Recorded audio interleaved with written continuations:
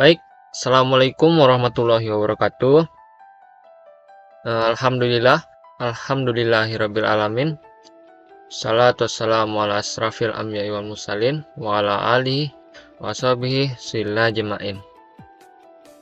Asyhadu an la ilaha illallah wa asyhadu anna Muhammadar Rasulullah. Allahumma sholli ala Muhammad wa ala ali Muhammad. Baik, perkenalkan, nama saya Farhan Amini Putra dengan NIM 2521156 dari kelas Petika 6D. Pada video ini, saya akan membuatnya untuk memenuhi UTS pada mata kuliah jaringan nirkabel dengan dosen pengampu yaitu Bapak Rian Amanda MPD T. Dalam video ini, saya akan menjelaskan materi tentang konsep umum jaringan nirkabel, penjelasan perangkat keras jaringan nirkabel, konsep umum WPAN, kemudian konsep umum WLAN, dan yang terakhir yaitu jenis keamanan WLAN. Baiklah, tanpa basa-basi, langsung saja kita masuk ke materi pertama, yaitu tentang konsep umum jaringan nirkabel. Yang pertama itu ada pengertian.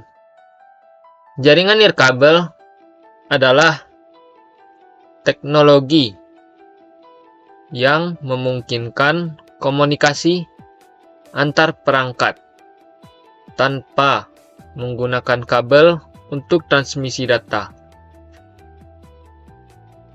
Ini berarti kita bisa saling terhubung meskipun jauh dari router. Sesuai dengan pengertian tadi, yang memungkinkan komunikasi antar perangkat tanpa menggunakan kabel untuk transmisi data. Bisa dicontohkan seperti ini,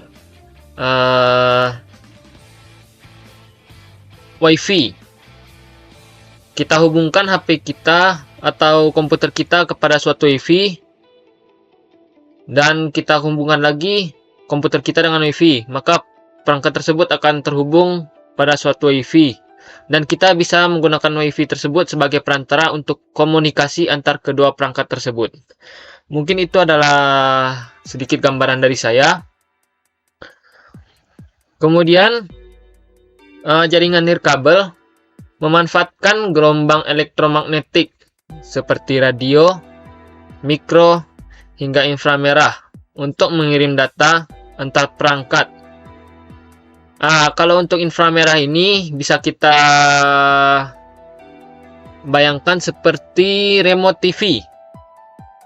Nah, kita menekan remote, maka data yang kita kirim dari remote tersebut kita gunakan untuk mengganti channel pada TV. Kemudian itu jarak jangkauan jaringan ini bervariasi. Ada yang bisa menjangkau jarak jauh dan ada yang hanya bisa menjangkau jarak dekat. Keuntungan utama dari jaringan nirkabel adalah fleksibilitas dan efisiensi. Tidak perlu mengatur kabel yang rumit. Cukup dengan perangkat yang mendukung nirkabel, kita bisa langsung terhubung ke jaringan. Saat ini, sebagian besar perangkat modern sudah dilengkapi dengan kemampuan untuk terhubung melalui jaringan nirkabel, seperti smartphone yang mendukung WiFi dan Bluetooth. Namun, meskipun sudah umum, masih banyak yang menganggap jaringan nirkabel hanya terbatas pada WiFi. Padahal teknologi nirkabel juga mencakup Bluetooth, NFC, dan yang lainnya. Kalau untuk Bluetooth mungkin zaman dulu kita sudah pernah mengirim video atau gambar atau lagu ketika kita masih menggunakan HP Nokia Tenot-Tenot atau yang masih menggunakan tombol, kita menggunakan Bluetooth untuk mengirim foto atau video. Ya, mungkin untuk mengirimnya memerlukan waktu yang cukup lama dan jaraknya terbatas. Kemudian materi yang B atau materi selanjutnya yaitu ada perangkat keras pada jaringan nirkabel. Komputer server yang pertama. Pengertiannya itu, komputer server adalah pusat dari semua jaringan komputer.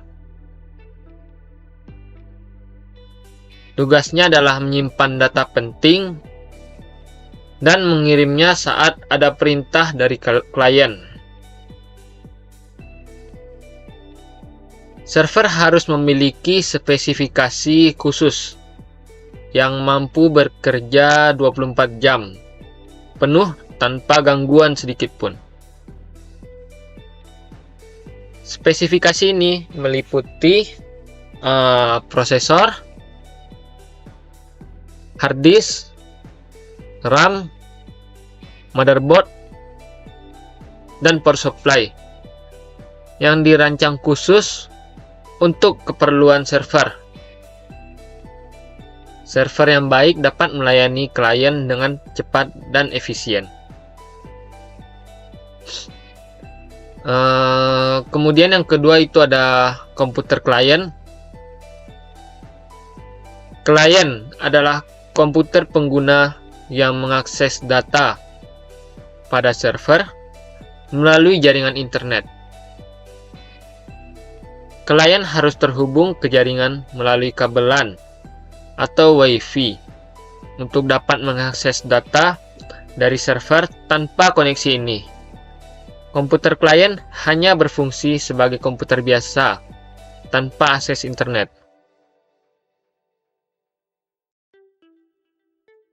Jadi, bisa kita gambarkan komputer server ini adalah komputer pusat di mana kita tempat menyimpan data. Sedangkan klien ini adalah perantara dari komputer pusat. Jika kita ingin mengambil data di komputer pusat, maka kita gunakan komputer klien. Kemudian salah satu komponen yang sangat diperlukan pada perangkat keras jaringan nirkabel itu adalah kabel. Kabel jaringan adalah komponen penting dalam jaringan komputer.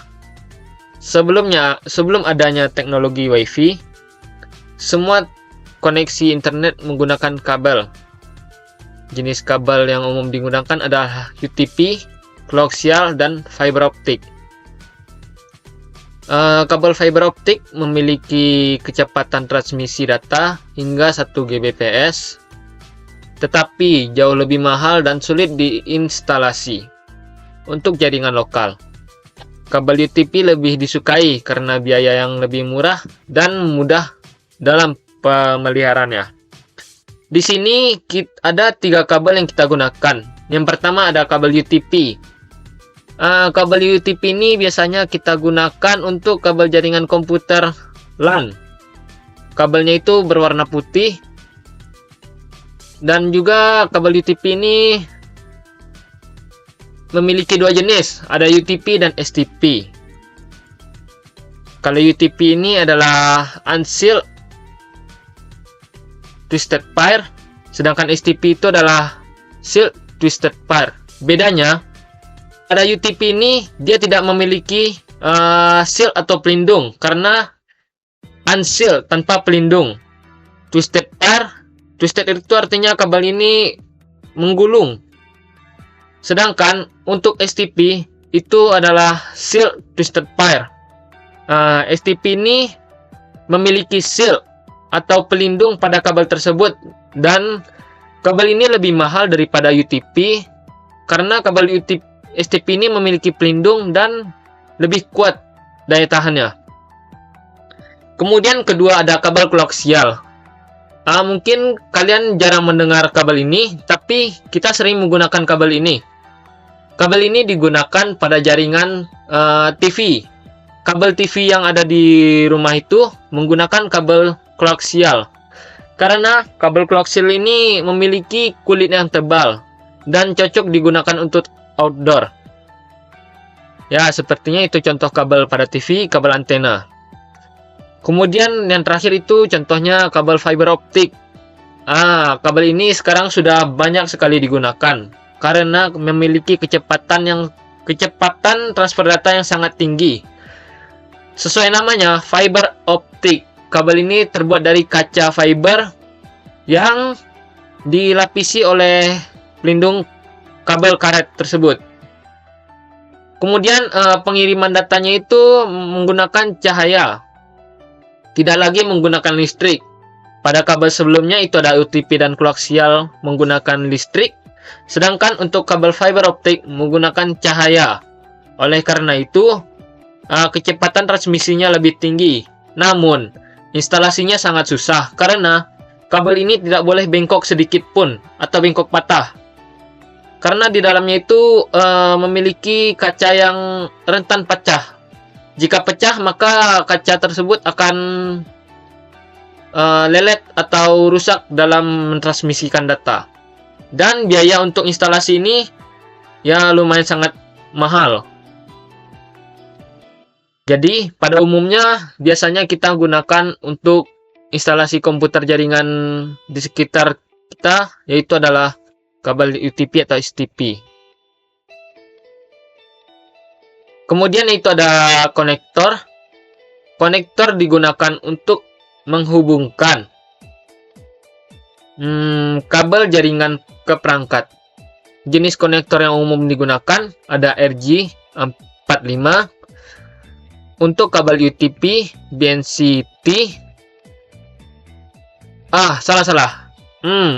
Yang konektor pada umumnya pertama ada RJ45 untuk UTP, BNC-T untuk kabel koaksial, dan ST untuk kabel fiber optik. Kalau RJ45 ini terbuat dari plastik dan instalasinya cukup mudah dan tidak memerlukan alat bantu yang mahal. Paling kita hanya memerlukan tang krimping. Kalau untuk fiber optik ini kita memerlukan alat bantu yang cukup mahal untuk menggabungkan kabel tersebut. Dulu saya pernah mencoba praktek kabel fiber optik ketika SMK, dan kata guru saya itu alatnya sekitar 10 juta ke atas untuk menggabungkan kabel maupun memotong kabel fiber optik. Selanjutnya, untuk memasang konektor dengan benar sangat penting untuk memastikan koneksi jaringan yang stabil. Perangkat selanjutnya itu ada switch. Switch adalah perangkat yang membagi jaringan dari satu server menjadi beberapa klien dalam jaringan lokal. Switch lebih pintar daripada hub karena dapat mengatur dan membatasi paket data yang ditransmisikan ke setiap klien. Switch juga dapat memperkuat sinyal, mengatur kecepatan internet, dan berfungsi sebagai router jaringan. Repeater jaringan. Kemudian itu ada hub. Hub adalah perangkat yang membagi jaringan dari satu server ke beberapa klien tanpa kemampuan mengatur dan membatasi paket data. Hub lebih murah dibandingkan switch, tetapi hub tidak memiliki fitur pengaturan yang pintar dan lebih rentan terhadap gangguan. Kemudian ada bridge yang berfungsi sebagai jembatan yang menghubungkan antar dua jaringan lokal yang berbeda. Bridge dapat menggabungkan jaringan kecil menjadi jaringan yang lebih besar atau sebaliknya. Ini sangat berguna dalam lingkungan perkantoran yang terdiri dari beberapa gedung yang terpisah. Sesuai artinya itu, Bright Guide adalah jembatan, jadi alat ini digunakan untuk menjembatani suatu jaringan. Seperti dari jaringan kantor atau gedung, antar dua gedung yang terpisah. Kemudian itu ada access point, atau disingkat AP, yang digunakan untuk mentransmisikan sinyal wireless dari router atau kabel jaringan. Kabel jaringan. Hingga sinyal yang diterima oleh klien menjadi lebih baik. Access point cocok digunakan di area dengan sinyal yang kurang baik dan lebih mudah diatur dibandingkan router. Selanjutnya itu ada router. Router berfungsi sebagai pembagi atau membagi jaringan internet ke komputer lain menggunakan protokol TCP/IP. Setiap klien mendapat IP yang berbeda. Router memiliki fitur yang lebih lengkap dibandingkan access point, termasuk kemampuan untuk mengatur paket data yang dibagikan ke setiap klien. Router cocok untuk area dengan jumlah penggunaan yang besar, seperti kantor, gedung, kampus, atau mall. Selanjutnya itu ada repeater. Repeater memperkuat sinyal. Repeater digunakan untuk memperkuat sinyal yang lokasinya jauh sehingga jangkauan sinyal menjadi lebih luas. Repeater cocok digunakan untuk di area dengan banyak penghalang seperti tembok atau bangunan. Yang selanjutnya ada network card atau kartu jaringan. Network card atau network interface card, disingkat dengan NIC, adalah kartu jaringan yang dipasang pada komputer atau laptop untuk menerima koneksi internet, kabel, atau WiFi. NIC adalah perangkat tambahan yang memungkinkan komputer terhubung ke jaringan internet. Jadi, kalau misalnya kita ingin menghubungkan internet, perangkat ini sangat diperlukan. Selain kabel tadi, NIC ini sangat dibutuhkan karena jika kita tidak memiliki NIC atau network card atau network interface card, maka kita tidak dapat mengkoneksikan komputer kita dengan internet. Kemudian itu ada modem. Modulator demodulator adalah perangkat yang mengubah sinyal analog menjadi sinyal digital. Dan sebaliknya, modem saat ini sudah berbentuk USB yang mudah digunakan, berbeda dengan modem dial-up yang dulu menggunakan koneksi telepon.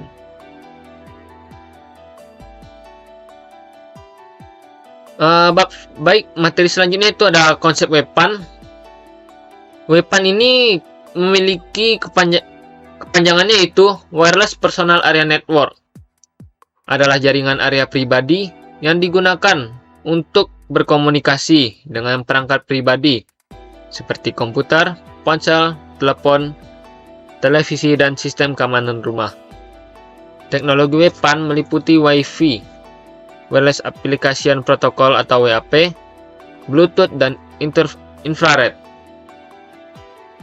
WPAN umumnya memiliki jangkauan beberapa meter, tetapi bisa mencapai ribuan kilometer jika menggunakan jaringan global. Teknologi utama WPAN adalah Bluetooth yang diluncurkan oleh Ericsson pada tahun 1994. Bluetooth memiliki throughput maksimal 3 Mbps dengan jangkauan sekitar 30 meter. Kemudian, Bluetooth dikenal hemat energi, cocok untuk perangkat kecil. Selanjutnya ada kelebihan WPAN. Yang pertama, bisa menembus menembus rintangan seperti dinding. Yang kedua, tidak memerlukan kabel. Yang ketiga, dapat menyinkronkan data dari handphone ke komputer atau laptop. Yang keempat, bisa digunakan sebagai perantara modem. Yang terakhir, praktis dan mudah digunakan.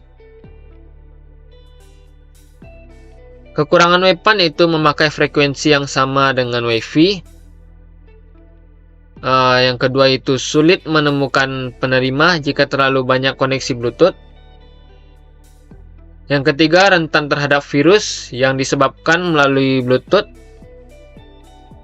Yang keempat, memerlukan mekanisme keamanan yang baik. Dan yang terakhir, kecepatan transfer data tidak selalu stabil.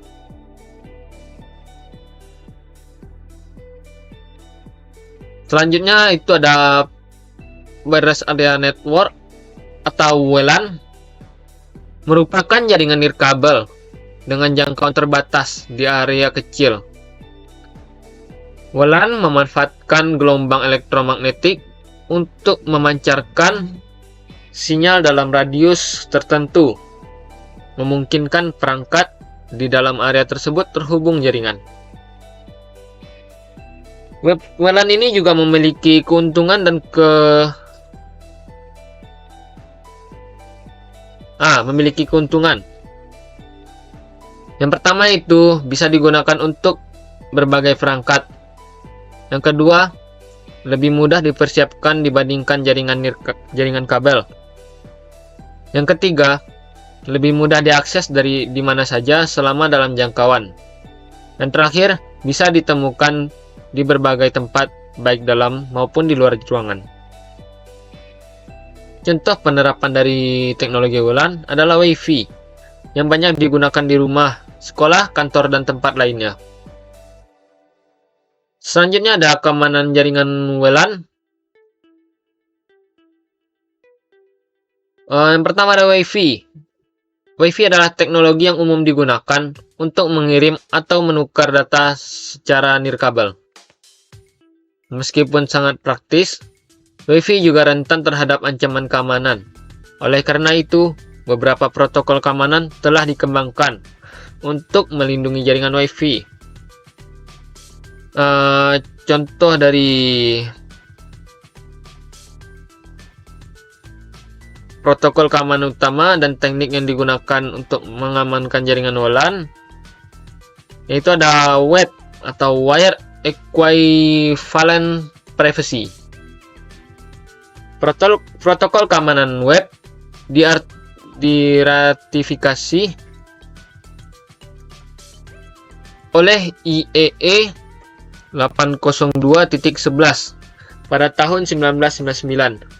Meskipun web dirancang untuk memberikan tingkat keamanan yang setara dengan jaringan nirkabel, protokol ini memiliki banyak kelemahan. Web menggunakan algoritma enkripsi RC4 atau RC4 dengan kunci statis yang mudah ditebak. Akibatnya, web dapat dengan mudah dibobol oleh hacker menggunakan alat yang tersedia secara bebas di internet. Oleh karena itu, web dianggap tidak aman dan sebaiknya tidak digunakan lagi. Selanjutnya ada WPA. Panjangannya itu Wi-Fi Protect Access. Sebagai pengganti web, WPA diperkenalkan pada tahun 2003.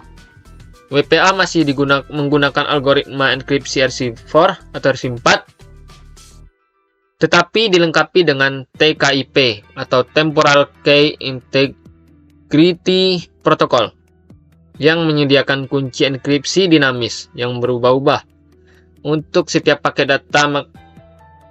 Meskipun lebih aman daripada web, WAP masih memiliki beberapa kelemahan, terutama jika menggunakan kata sandi yang lemah. WPA juga mendukung autentifikasi penggunaan melalui server radius. Kepanjangan itu Remote Authentication Dial-in User Service untuk meningkatkan keamanan. Selanjutnya ada WPA2 atau Wi-Fi Protect Access 2 yang diartifikasi pada tahun 2004. WPA2 adalah standar keamanan Wi-Fi yang lebih kuat. WPA2 menggunakan algoritma enkripsi AES, Advanced Encryption Standard, yang jauh lebih kompleks dan aman dibandingkan RC4 atau RC4. Selain itu, WPA menggunakan CCMP atau Counter Mode Cipher Blockchaining Message Authentication kode protokol untuk memastikan integritas dan kerahasiaan data. WPA2 saat ini adalah protokol keamanan yang direkomendasikan untuk semua jaringan Wi-Fi. Selanjutnya itu ada WPA3. WPA3 adalah standar keamanan Wi-Fi terbaru yang diperkenalkan pada tahun 2018, dan WPA3 menawarkan beberapa peningkatan keamanan dibandingkan WPA2, termasuk perlindungan terhadap serangan brute force dengan menggunakan autentikasi berbasis kata sandi yang lebih kuat dan metode enkripsi yang lebih canggih. WPA juga menyediakan mode enkripsi individual untuk setiap pengguna jaringan publik sehingga meningkatkan privasi keamanan data. Selanjutnya ada SSID hiding dan MAC filtering. Beberapa teknik tambahan yang sering digunakan untuk meningkatkan keamanan jaringan Wi-Fi adalah menyembunyikan SSID atau Service Set Identifier dan menggunakan filter MAC, Media Access Control. Menyembunyikan SSID membuat jaringan tidak terlihat dalam daftar jaringan Wi-Fi yang tersedia, sehingga mengurangi kemungkinan serangan. Filter MAC memungkinkan administrator jaringan untuk mengizinkan hanya perangkat tertentu yang dapat terhubung ke jaringan berdasarkan alamat MAC mereka. Namun, kedua teknik ini hanya memberikan lapisan keamanan tambahan dan tidak cukup kuat untuk menggantikan protokol enkripsi yang kuat seperti WPA2 atau WPA3. Selanjutnya ada autentikasi 802.1x dan server radius. 802.1x adalah standar untuk kontrol akses jaringan berbasis port yang menyediakan autentikasi penggunaan sebelum mereka diizinkan mengakses jaringan.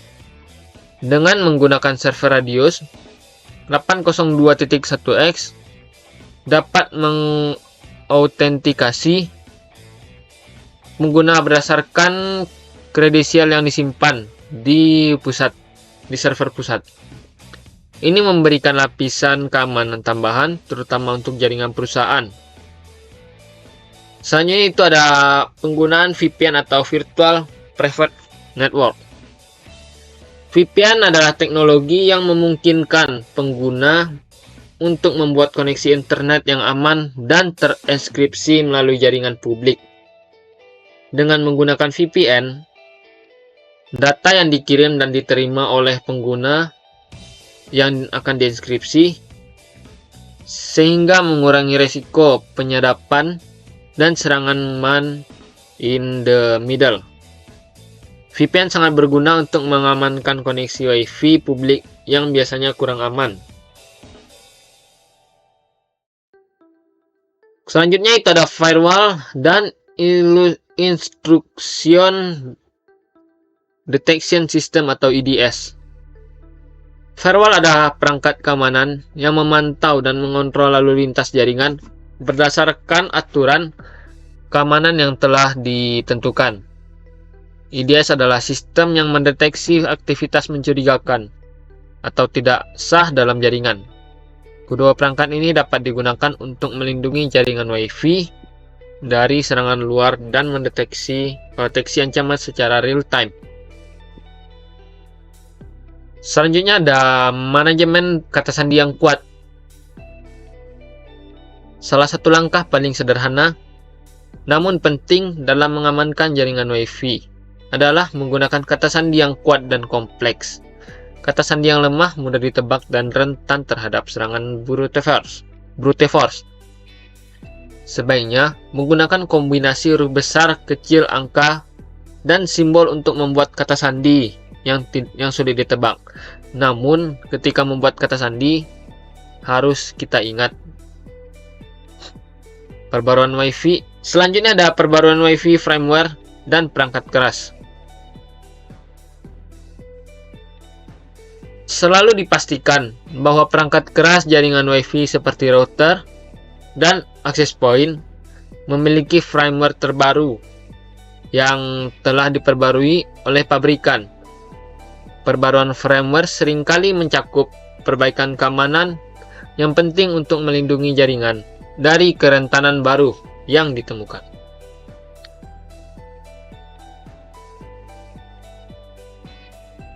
Mungkin demikianlah penjelasan saya dari jaringan nirkabel. Jika ada kurang dan salah, mohon dimaafkan. Semoga video ini dapat memenuhi UTS saya, dan saya ucapkan terima kasih kepada penonton, dan saya akhiri. Assalamualaikum warahmatullahi wabarakatuh.